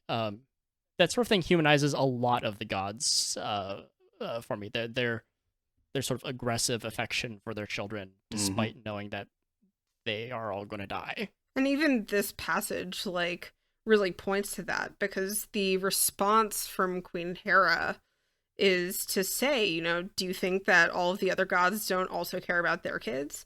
Do you think that any of them wouldn't want to go in and pluck them away from a dangerous situation? If you do this with Sarpedon, then you are inviting that from every other god, who is going to look at you and say, you did it, why can't I do it? For sure, yeah. I think, exactly as you said, Wriste, I think it humanizes Zeus, and I think the gods more generally. I think I've said this before in a tag, but we don't look to the gods, the Greek gods, for, you know, moral advice or paragon. They're not paradigms of ethics or anything like that. They're as subject to human emotions as humans are, right? They care, they get jealous, they get mad, they do all these different things, and they care deeply for their children, often, not always, but often, as we see here with Zeus and Sarpedon, right? But I think the Sarpedon angle and the Zeus angle at this point of book 16 serves two purposes. In addition to humanizing Zeus, I think it also gives us this book. I think it also gives us a very convenient way to kill Patroclus as well. We need a reason to let Patroclus, who's experiencing this aristeia, he's experiencing this excellence in book 16, where he's just lopping enemies down left and right. We need some way to cut him down and to move the story along. And I think the death of Sarpedon at the hands of Patroclus motivates what's about to happen. Zeus comes in after this, and he forces Hector to retreat, which causes Patroclus to run after him, make it all the way to Troy, try his hand, and then gets killed there, right? So it's a catalyst. The death of Sarpedon at Patroclus' hands is a catalyst. Yeah, I definitely see it as kind of the straw that breaks the camel's back, finally. Exactly. It's that last piece of, you know, whatever it is that just breaks the, you know, it's the one card that you put on the top that brings down the house of cards. Exactly it, and it really just sort of seals Patroclus' fate at that point. And by panning the camera upward, as it were, like taking it away from the battlefield up to the divine realm, where we can see Zeus and Hera having this conversation about Sarpedon, we add that sort of like divine element to explain what's about to happen, and give us a really bad sense of foreboding about what's going to happen to Patroclus after this. And it also kind of adds an extra little note of tragedy to an already tragic book, which I think works. Not necessarily Sarpedon's death, but for me it was the image of like people falling all over him, and that he's like covered in bodies and gear, and no one knows where he is. But they're still fighting over it. It's in a way, I guess saying it aloud now, that I guess can happen in the, not just the heat of battle, but the heat of war, where people kind of forget why they're fighting, but they're there, and they can't grasp the thing that they're fighting for, but they're still fighting regardless. Oh, for sure. And I think it's a very evocative image. For sure. And I think even the poet like had that idea in mind too, because after Sarpedon dies, I think it's Glaucus who goes up to Hector and the other leaders and says, Sarpedon, leader of the Lycians, we all came here for you guys, to help you out here. It's been 9 long years. what are you doing to help us out now that our commander Sarpedon is down? So I think keeping in mind that it's been a long time, it's been 9 years, and they might be losing sight of what they're fighting for, but just blindly killing out on the battlefield. That's absolutely a very fair point for sure. That speech from Glaucus also stood out to me because Sarpedon said basically the exact same thing to Hector in an earlier book. It was like book 5 or something like that. It was like, hey, like, we're here fighting for you. What are you doing? And Hector's like, oh, I'm going to get into the fight. And he jumps from his chariot and lands on the ground or whatever. Yeah. It called up that particular scene to mind. Yeah, for sure. But yeah, the Sarpedon scene is always so sad. And another theme that it brings up that we're going to see again and again in the Iliad is just this theme of like paternal or parental affection. We're going to see it in full force in book 22 when Hector dies, and we'll end the entire epic with it as well in book 24. One of the last things that happens is that Priam, the father of Hector, goes to the tent of Achilles to beg for his son's corpse back. And the straw that breaks the camel's back is that Priam asks Achilles to think of his own father, think of his own dad, and have pity on him as the father who's lost his son. So I think you both have talked before about like these doubles in the Iliad, how like some characters can get mapped onto one another. I think the Zeus Sarpedon connection here maps onto things like Priam and Hector and Peleus and Achilles and other relationships. That's one of the things that has kind of caught my attention so much as I've read the Iliad is the mirroring. Not only of characters, but of scenes, of themes. There's so much mirroring and kind of transposing different relationships into several situations that all mirror each other, but also tend to almost kind of serve a different purpose also, at the same time. Absolutely. And speaking of mirroring, not to give it away, but I think towards the end of the episode, I want to point out one very famous mirror at the end of this book with something that happens in book 22. But I think we'll probably talk about that. I mean, we can mention it, or maybe I guess we can mention it later. Whatever. Yeah. In terms of, I guess, to go off of the like mirroring or the repetition of images, one thing that's I've never known what to make of, but that has stood out to me constantly is that Achilles never wears his own armor. It's always being worn by someone else. Patroclus wears it, and then Hector wears it. Achilles shows up in different armor, but he never wears it. He never puts it on. Yeah, and I think this is where your episode on book 18 is going to. I think you're going to focus on that a lot in book 18, because when so the entire point of Patroclus arming up in Achilles' armor is that the armor is so distinctive and it's so easy to spot that the Trojans that are coming can't really tell that it's not Achilles inside the armor. They can see the arms and it's pretty remarkable. When Hector kills Patroclus, he strips the arms from Patroclus and takes. Apollo knocks them all off, I believe. Before right, exactly, yeah. But I think book 18, basically because the arms are no longer in Achilles' possession, he needs to get new armor. And this is where Thetis, and I think it's Hephaestus, come into play in book 18 to give him new stuff. So I guess we can call the armor of Achilles this sort of like a major prop, that the symbolism of it like never getting donned by Achilles himself, and him needing to step into a new role with new arms in book 18. Maybe there's something to that. I don't know. There's part of my brain that almost wants to call it kind of like an anti-Chekhov's gun, in that it gets used by everyone but Achilles. But everyone talks about, Achilles' armor, his, his shield, his helmet, everything about it. But he actually never wears it. Anti-Chekhov's gun. I'll need to use that. That's really good. You're welcome. I love that. Yep. But it kind of is. It's that like elephant. It's that elephant in the room, but like, unlike the Chekhov gun, which always gets used, it doesn't get used by Achilles. It does get used by other people, but it's. And the poet takes pains to point this out too. I mean, when Patroclus is about to bite it, the poet talks about the helmet, I think, right, that gets knocked off of Patroclus's head. This beautiful horsehair mane or whatever that's on top of it.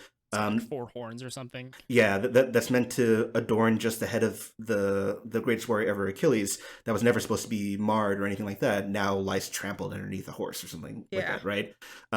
So pointing out, methinks the lady doth protest too much. Like, yeah, this is we're drawing a lot of attention to this object, I think, to point out that this is not the way that it's supposed to be used. This is not the way that it's supposed to be happening. It's supposed to be Achilles out here on the battlefield, and any other combination of armor and other warrior is not going to achieve the same results.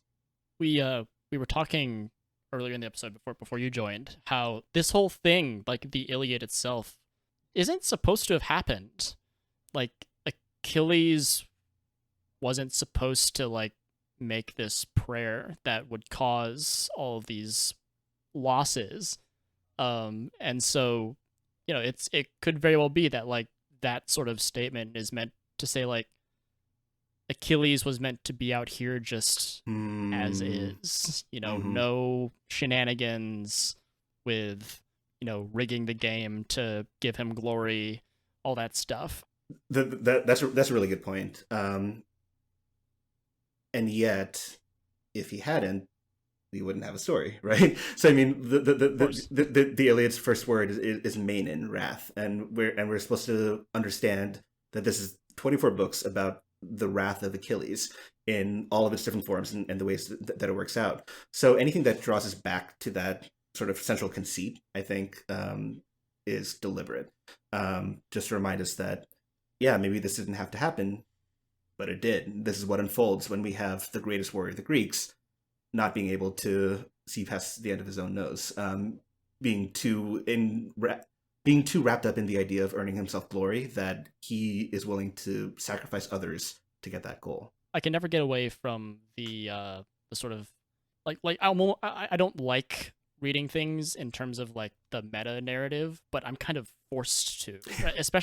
especially when you said that, like, one of the reasons Priam wouldn't have forced Helen to, or wouldn't have forced Paris to give back Helen is because, that's how this story is supposed to go. And you're kind of saying that here. Right.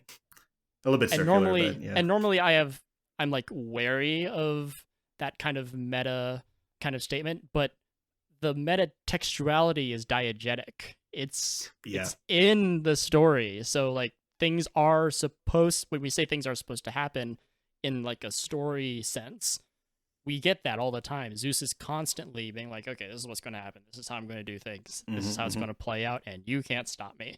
Right. Yeah, and there are other clues to that as well. I mean, there's something that you pointed out before in previous episodes, but things like a narrator using the second person, like you, Patroclus, would have lived if you'd done X, Y, Z. Things like that, I think, clues that the story is shaped in a certain way, that it's going to drive towards this eventual outcome. And it's more about how the story unfolds and the characters involved than about discovering the end of the story, right? We know what's going to happen here. It's just more about how we get there. Yeah, that's one of my favorite things about those, like the poet or the narrator bits. And one of them that's sitting in front of me right now, like Patroclus, who was the first you slaughtered, who the last, when the great gods called you down to death.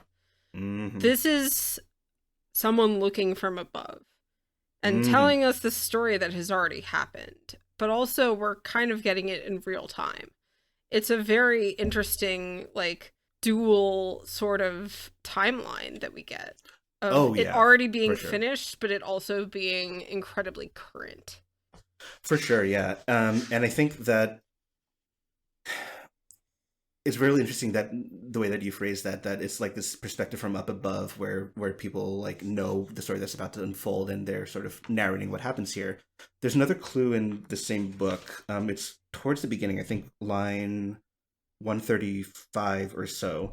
That sounds very strange in the middle of this book, but the poet, the narrator goes, "Sing to me now, you muses, you who hold Olympus's vaulting halls, how fire was first pitched on Achaea's ships." So the narrator basically asks the divine muses for more inspiration to keep telling this story. The bard, the poet. So I think you're absolutely right, Llama, that there's a sort of a divine perspective to this that is sort of guiding the way that we should be focusing our attention or understanding the story. I mean, that address to Patroclus is so pathetic in the sense of like the word pathos, like involving like a lot of like real emotion and overwrought sort of like grief, like when the great gods called you down to death. Like how dramatic is that? Yeah, The fact that I think yeah. it's utterly compelling, just because, like, especially since this is kind of the moment where the most intense part of the book starts, For sure. where Patroclus actually dies. You know, this Oh, yeah. is kind of that moment before before the dam breaks and all the water comes rolling downhill. For sure. For sure. Not to say that the rest of the book isn't also equally insane, but like that kind of markation to me, that, you know, it's just that, I don't know, it's that moment where like, you know, he's gonna die. The book is called Patroclus Fights and Dies, but that's the moment where you know he's gonna die, because they've literally just told you that's what is about to happen. The guys are calling you down to death. Exactly, you know? it. You can Exactly just kind of feel that specter of the gods hanging over that sentence, waiting for him to die. I feel like the words, or some version of the words, you know, this is when Patroclus's fate is sealed. But that happens so many times. It does. Like it was sealed in book 1. It was it was sealed in book 11 when it's explicitly said in book 11 when Patroclus comes up to answer Achilles' call. And you know, we've got all these. I kind of find like, that you know, to be intentional. I think of course. So intentional, because it is like a shadow creeping up behind you. Mm-hmm. You know, it just brings this sense of urgency with it, and then it pauses, and then the urgency is back, and then it pauses, and then the urgency is back, and it pauses, and now it is staring you in the face, and it is actually happening this time. And it, like, again, even though the book is called Patroclus Fights and Dies, for me it almost still catches you off guard, because you're like, oh, it's actually happening now. Oh, it's really happening now. For sure. This is the point at which if you're on a bicycle at the top of a hill, and then you realize as you're starting to go down that the brakes don't work, and suddenly you pick up speed, and then we result in a huge crash down at the bottom. That's definitely this point here, because Patroclus is going to go down. It's going to die, but he's going to take a lot of people down with him. And it's just going to be slaughter after slaughter. It's really before we intense. Before we get to that point, and we can close, of course, talking about Patroclus' death, I want to offer a complaint followed by a question regarding that complaint. Sure. Now, I haven't absorbed a ton of, I don't know how much Patroclus inclusive material that there is out there that are, you know, adaptations or retellings or what have you. My mind goes to Troy, and my mind goes to Song of Achilles. I haven't watched the Netflix series, which I heard wasn't terribly good, but was it not? I am not sure what you're talking about. Okay, there's a Netflix Achilles, series called Troy: Fall of a City, and it follows, okay. Story. I've heard of it, but I haven't actually. I haven't heard. I've heard it wasn't super good. Okay, got it. In any case, those two works stand in my mind because in both of them, Patroclus is portrayed as kind of this like wimpy nerd. I don't know why this decision was made in Troy. I think I know why the decision was made in Song of Achilles, which is because they wanted a soft boy or something. Right. And he's the softest boy. But Patroclus that's definitely an adjective we can use, yes. Wow. But Patroclus is strong. Like he's incredibly strong. There's no like apprehension about him in terms of like going into battle, and he's clearly got great physical strength. What stands out to me is the part where he like spears that guy through the face and he like lifts him up. I think it describes it as like an angler, and even as he's dying, he tells Hector, you know, if there were 20 of you, I could have killed you all, and I kind of believe him. Yep. Patroclus is like mighty. It's like obviously he had the will of the gods behind him, but even then, like even his death, I think I mentioned this in an earlier episode as well. You know, there aren't many kills tend to be fairly glorious, even if the deaths are sort of these disgusting messes. Mm-hmm. But Patroclus is like the way he dies, it doesn't seem like there's any glory in having killed him. Like it's a very It's pretty kind of pathetic in the limp, other sense. Yeah, floppy death. for sure, for sure. Yeah, so I guess to but to like rewind, I suppose, like why is Patroclus? Why does it seem not unusual for Patroclus to be portrayed as like this sort of weaker guy when He's clearly not. he's clearly not. He's clearly Yeah. not. I don't know. That's a really good question. It's hounded me a bit.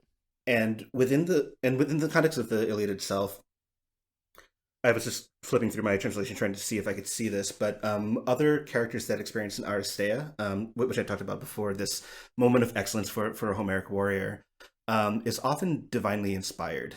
So I think it's Athena who inspires Diomedes in Book 5 and other folks like that as well. I cannot remember for the life of me, and I can't find it right now, whether Patroclus experiences the same help from a god in particular, explicitly in this poem, but I don't remember him experiencing it. I guess maybe Zeus. Maybe, I guess. Right. It's not super direct, but maybe. Right, exactly.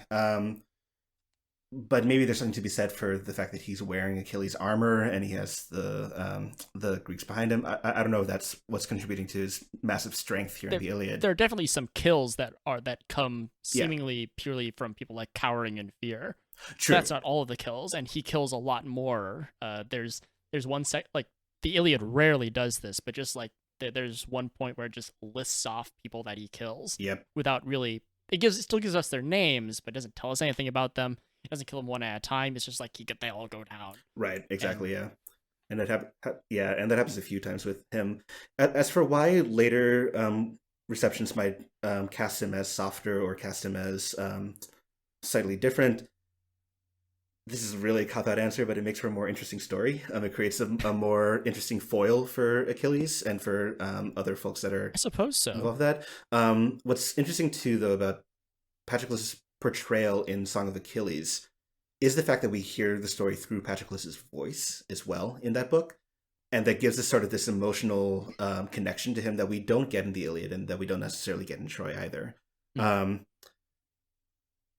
I guess it's a cop-out. I'm sorry. I don't really have a clear answer. No, I think there's merit to it, though. I don't expect you to have the answer on hand. It's just, I guess it's just something that this is the most appropriate time to bring it up. Since it makes sense to me, just because like it kind of puts them in the position where like Achilles is the strong one and Patroclus is the more submissive and kind of.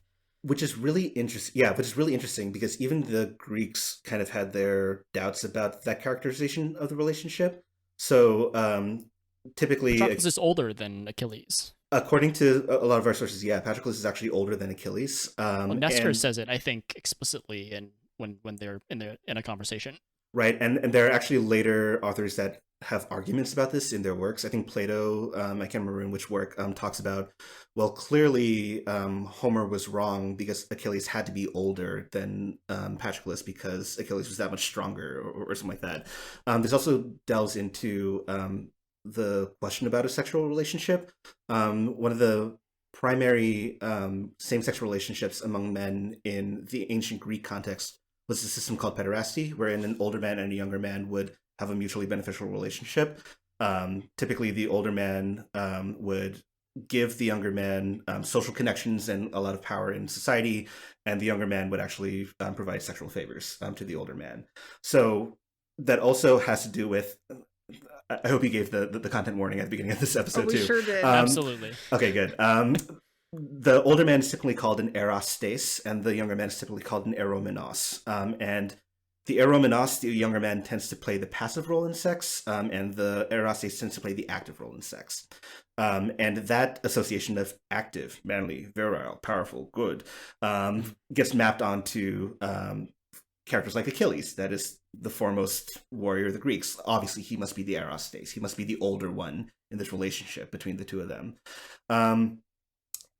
These are fictional characters. They're prisms through which culture gets refracted into lots of different beams of light, and we can pick and choose what we want to understand about ancient culture or modern culture through these lenses, right? Do we want to understand ideas of soft feminine, quote unquote, like versus hard masculine? Do we want to talk about modern love versus ancient love? There are lots of different ways that we can take this for sure. But I think that the choices that Madeline Miller and the creators of Troy made were to further their own stories and create their own connections in ways that, even if they aren't necessarily quote unquote faithful or literal to the ancient source, it's doing something on its own terms. And I think that that's really interesting to investigate for sure. I like the idea that I guess that's sort of the thing that we would expect from that kind of relationship, that one person has one thing, the other person has the other. Mm-hmm. But Patroclus, as best as even it seems in the attitude of the story, is probably the better man. Oh yeah. And almost like certainly more complete. So while Achilles has, his physical strength, he lacks emotional strength. You'd expect, sort of a flip-flop where it's like Patroclus has emotional strength but not so much physical strength. I like the idea that he has both. Yeah. Because it makes him more, it solidifies him as truly like this paragon that at least as best I can understand, the poet is trying to convince us that Patroclus is, and that we sort of see like this is a good man, and he has all of this stuff. He's even strong. Right, for sure. But what problematizes that in a really interesting way is that, so yeah, Patroclus has like the emotional maturity and the physical power and all of that, but then he is liable to getting swept up in the same sort of glory fueled individualistic glory sense of it that he chided Achilles for. So the passage I think that really drives this home for me is when he is about to meet Hector, and Hector's coming out in a chariot driven by his half brother Cebriones. Patroclus throws a rock that hits Cebriones square in the forehead. His eyes pop out into the dirt, and Cebriones falls backward out of the chariot like a tumbler, like an acrobat. And Patroclus is a real asshole about this. Like he taunts starts the corpse. Exactly, he starts vaunting over this corpse, saying like, "I didn't know that Troy had all these acrobats. Imagine if he were like dancing around in the ocean, he could go like shucking some oysters for us. Oh, that would be nice." This was another moment where I found it like incredibly dad jokey, because he literally says, even these Trojans have their tumblers. What a leap! Right. Those are literally the words in the book. These are literally the words in the book, and obviously that is the translation by Fagles. But like, I cracked up. That's pretty dad jokey. That for sure. When we were talking about Book 11 and how all these great heroes went down, one thing that I thought was appropriate to point out is that, and this is in context of talking about the Iliad in terms of like, I guess as an anti-war story, if you want to look at it that way, like war takes away your best qualities. But what stood out to me most was like Odysseus and his cunning. Like he can't outsmart all these spears. Or Nestor, like he's so wise, but his wisdom is worthless in like this sort of frenzy melee. Right. And also like, characters are rarely like one thing. Patroclus is good, but he's not perfect. Right. So he would still perhaps, lose himself a little bit in the glory of battle, especially since he's experiencing his excellence. What's really interesting about it too, though, is that he allows himself to gloat and vaunt over this when I think literally like 300 lines before he upbraids somebody else for doing the exact same thing. I think it's I forget who he does this to. It's Meriones. I'm trying to read my chicken scratch handwriting here. Meriones earlier in the book taunts Aeneas when Aeneas like makes a cast with a spear and misses, and Meriones is basically saying like, well, imagine if you had taken my spear in your gut or something like that. Patroclus literally says to him, "Why are you wasting time with words? Let's go ahead. Let's make this happen. Let's go fight." And Meriones is basically like, "You're right. And then gets back to the fighting. Here's Patroclus engaging in the same thing that he upbraided Meriones for. And in addition to that, also forgetting what Achilles had told him. fight them away from the ships and then come back. Don't push your luck. Don't try to make it to Troy. Don't try to fight Hector. Patroclus is now as Achilles is. And I think that really leads to a much more pathetic fall. Again, pathetic in the sense of like it's kind of one of my fall. favorite things about the book, that like Achilles is basically just like, promise you won't die, and Patroclus is like, okay, sure, and then he goes and ignores every bit of it and goes out and dies. And I mean, to a certain extent, how much can we really blame him because of the way that Zeus and Apollo are manipulating the scene behind the scenes, right? So Zeus forces Patroclus to give chase to Hector by inspiring Hector to run away. Apollo causes him to die. He smacks him in the back. Slaps him. He slaps him silly. He knocks his armor off. He opens him up to getting hit in the back and in the front. So Patroclus never stood a chance, honestly, when he's up against Apollo and Zeus, for that matter. So how much can we really blame him? I guess is an open question, because he gives chase because he's bloodthirsty and he wants to. That's kind of been a question that's been hounding us over the course of this reading of the Iliad. How much are we allowed to assign responsibility for all these actions? It really confounds, I guess, the moral judgments that I think we're very ready to make on all these characters. And while I'm sure there's room for some, and it's also like, when Zeus says Patroclus will fight and then he'll die and then Achilles will get his glory, like, is he saying that as in like, I'm going to make that happen? Or I know Achilles' heart, and I know that when Patroclus dies, Achilles will do this. And it's not like he's forcing it, it's just what will happen because that's in Achilles' nature. I think it can be a little bit of column A and a little bit of column B. Like Zeus is saying, I'm going to kind of poke at this in a certain way, such as that I know what the result will be. But it is kind of up for them to actually do it. But I know they're going to do it because this is what they would do. Right. In some places, it's definitely... It seems that this is just more prophetic than actually making things happen. When he says that Achilles is going to do X, Y, and Z. Here, at the point that Patroclus is about to die, I think the way that Fagles translates this is beautiful. He says something to the effect of like, Zeus was pondering how he was going to make this happen, how Patroclus was going to meet his fate. Should he die here in the midst of battle? Should he drive him towards Hector? This is how it's going to happen. Zeus inspires Hector to run away, and that's going to cause Patroclus to run. So I think there's definitely, exactly as Llama said, a little bit of column A and column B, and it depends on the situation in question. And there are some parts where it's more direct or less direct. Like when Zeus sends the dream to Agamemnon, that's kind of direct. And when he causes Ajax to just run, which is against every bone in his body, like, I guess Zeus can do that. Right, exactly. Yeah, I guess it won't be the first time that Ajax is struck with a kind of bizarre loss of control. Yep. Oh, for sure. Gonna kill some cows. Those wily gods, let me tell you. Yep. I guess now we've danced around long enough. We can get to Patroclus's death, which has its own. Do we have to? It's so sad. I know, right? We've already sort of talked about it. You know, he dies. He basically dies naked. Yeah. He's been slapped by a god. He's been stabbed in the back.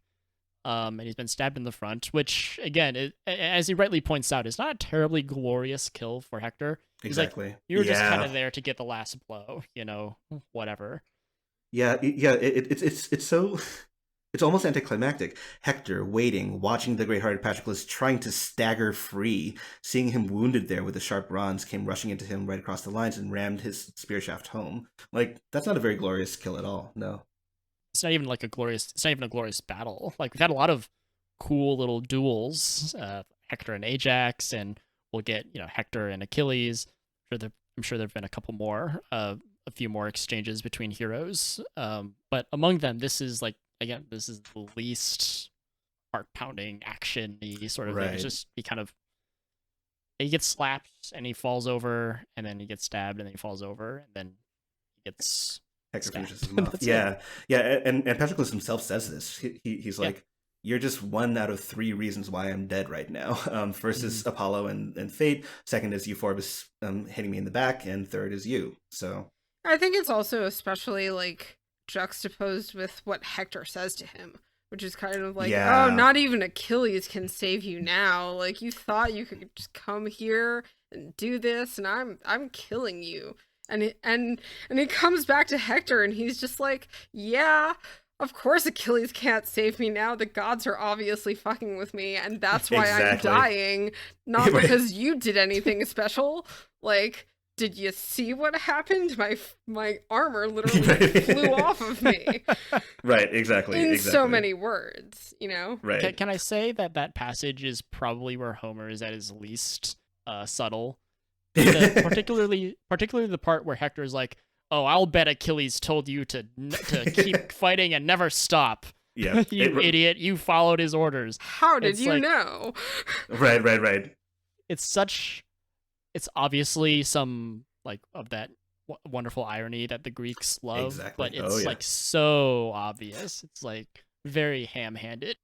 Very, very much so. But I mean, God, it's just so sad. I mean, Patroclus gets through all of that just to end here in this very ignominious way, this very inglorious way, and yeah, even if 20 Hectors had charged against me, they'd all have died here, laid low by my spear. No, it was deadly fate in league with Apollo that killed me.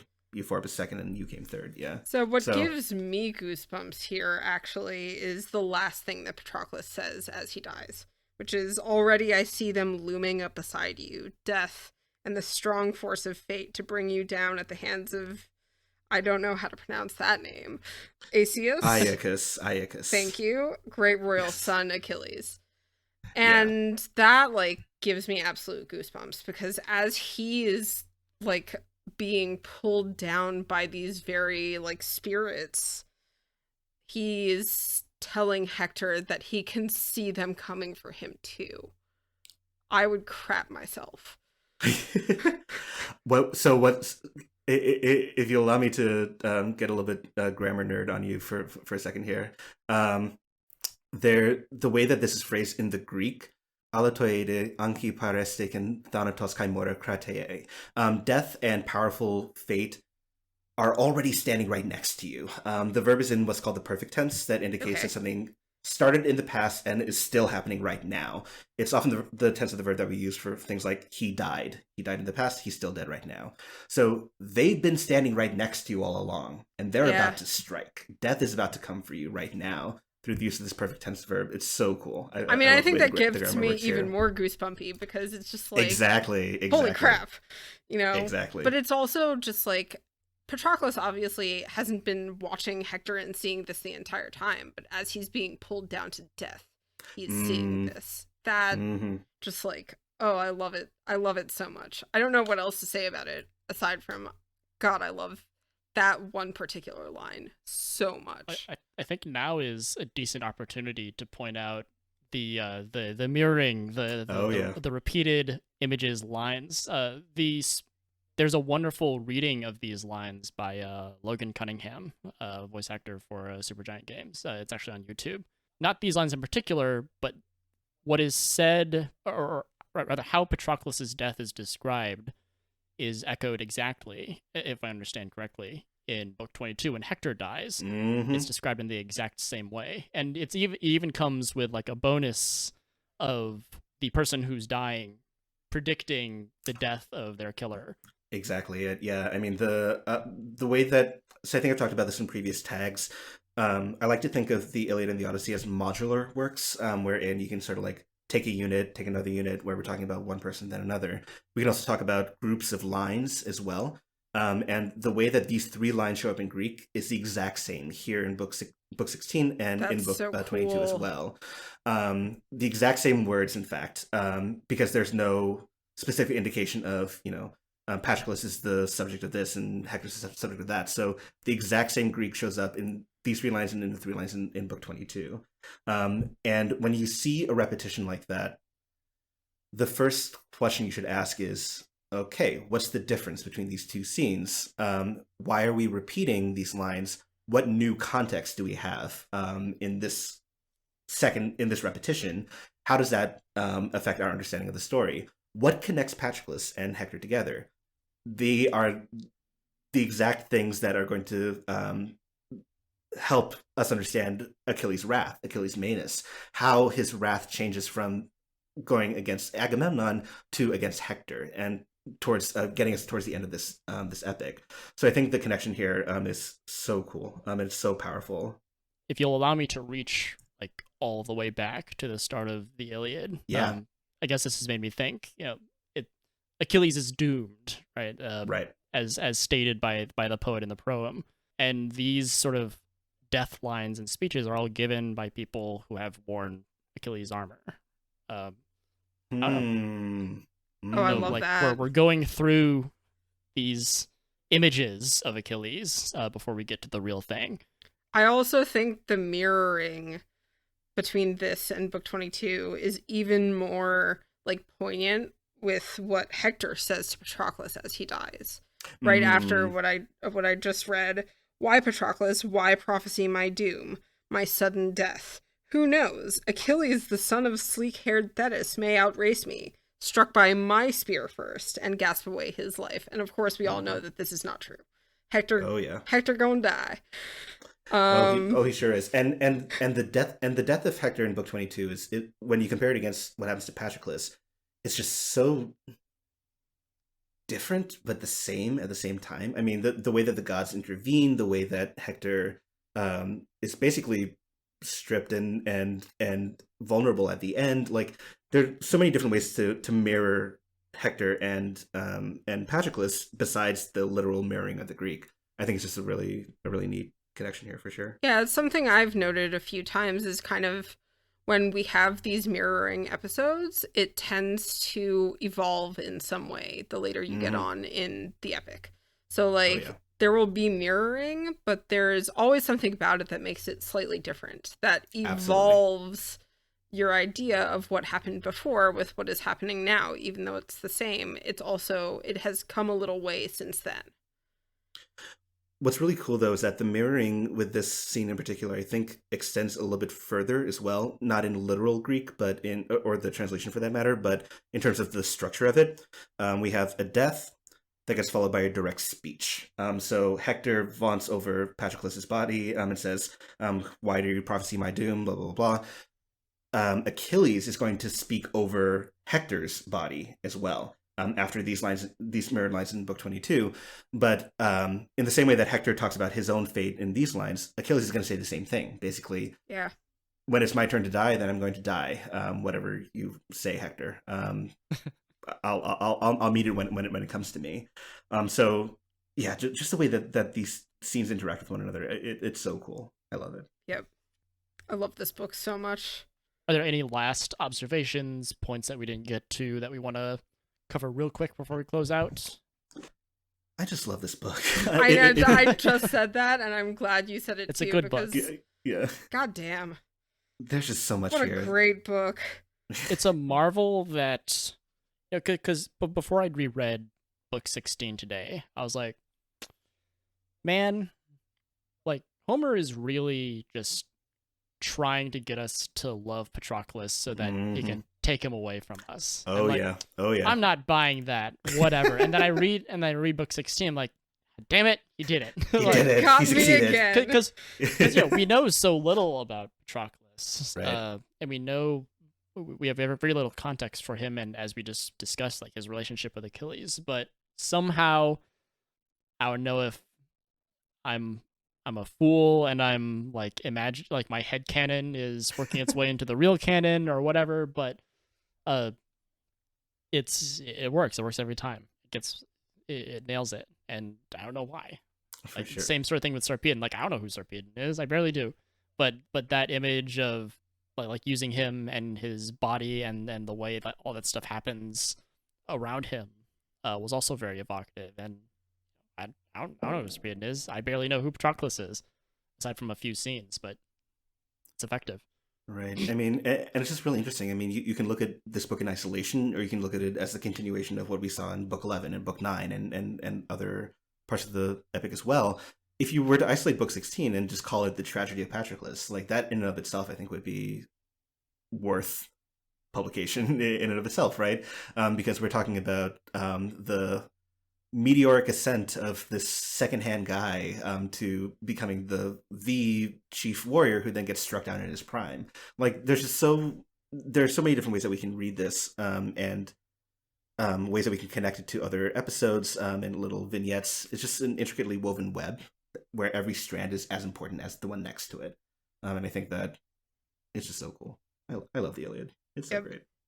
And hopefully this discussion and all of our previous and discussions to come are good arguments or reasons for, like, anyone pick it up, read it. It's good, it's fun, and there's I would say I encourage relevant tragedy and emotions. I encourage anyone and everyone to follow along with us. If you haven't been already, pick up the book and flip through it and follow along with us, because it's so good. There's just so much good stuff in there, and I think I said this to Llama when we were chatting off recording. But the reason why I love works like the Iliad and the Odyssey is that, they're ancient, but they speak to us in the modern day. Like, they're talking about powerful relationships, they're talking about emotions, they're talking about what happens when you let your anger get the better of you, which we all have experienced as human beings, right? So I think that universal, timeless quality of the things that are happening in this work reward making your way through it. There's just a lot to think through and a lot of stuff to feel through as well. Absolutely. And you can irritate your friends and family members by talking about your latest read, your latest most favorite book, event, whatever. Hey, family and friends, have you heard of this great podcast called Homer Bound that talks about this amazing work by Homer? Oh, we're definitely a podcast. Well, thanks. This would normally be the part where I lead off into your tag, but you're here, and I'm here. So I guess I don't think there's any need, but we really appreciate you taking the time. Thank you so much for be here and talk. for joining us. I'm so glad to be here. Thank you so much for inviting me. I'm always glad to talk about the Iliad, the Odyssey, Patroclus, any of these things. I'm really looking forward to the next time we're going to have you on, which will be for the Odyssey. Yes, I'm looking forward to it as well. Thank you again. Again, this is where I would say, listen to the part with Dr. Daniel. But this time you had no choice, and we're you have no choice. All the more glad for it. Y'all are trapped, huh? He's that. Here. You're trapped in here with us. Yeah. But yeah, we'll catch you next time on Homer Bound. Thank you for listening. Woo!